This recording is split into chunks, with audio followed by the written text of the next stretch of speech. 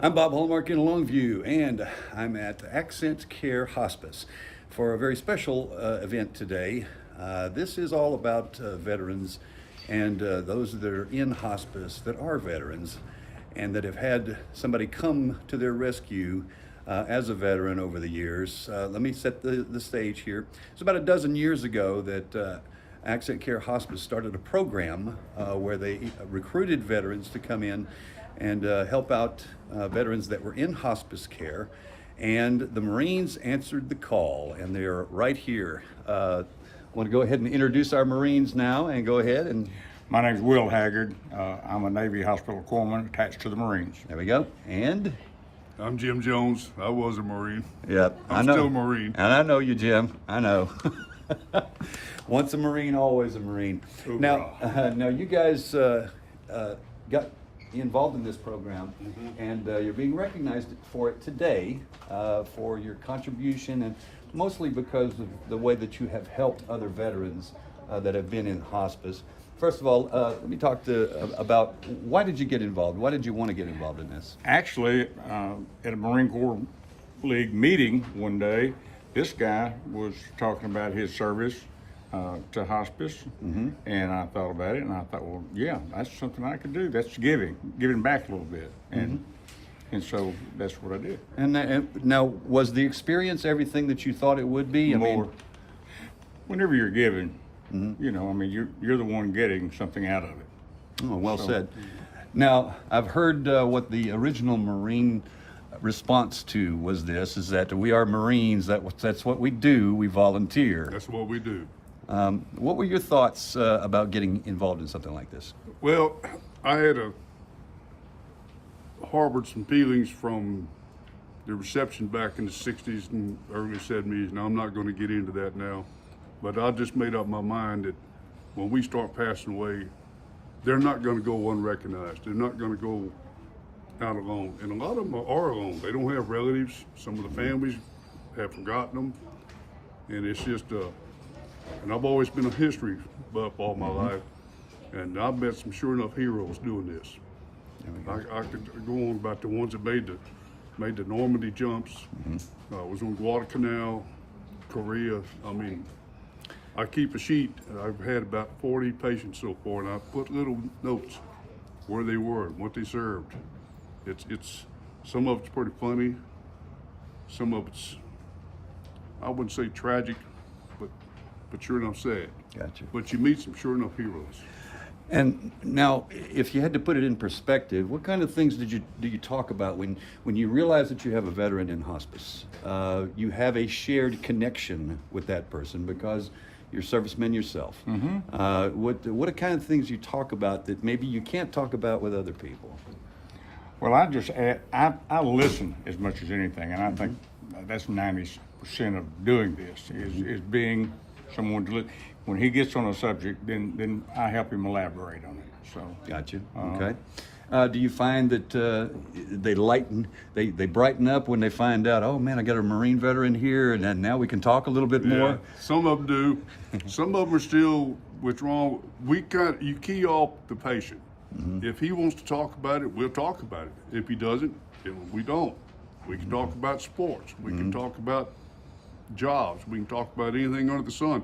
But if you want to talk about your military service, we're there to listen. And I've had family members walk in and say, he never told us any of that. Because veterans are going to connect with other veterans. They'll open up to people like us that they're never going to tell their wives or their daughters. It's just the way it is. I think one of the things that a lot of people are going to get from this is that you're dealing with end-of-life situations here, which can be emotionally draining, which can be very difficult sometimes because of you've gotten to know this person, you've gotten to know their story, but because of what you do, I think you give them a dignity at the end of their lives that they maybe wouldn't have had if it hadn't been for a fellow veteran coming and actually spending time with them. Is that maybe the most important thing you get out of this? Yeah, I mean, when you devote that much time to someone, you get to know them, and it hurts when they go to their heavenly reward. Yeah. Same thing for you?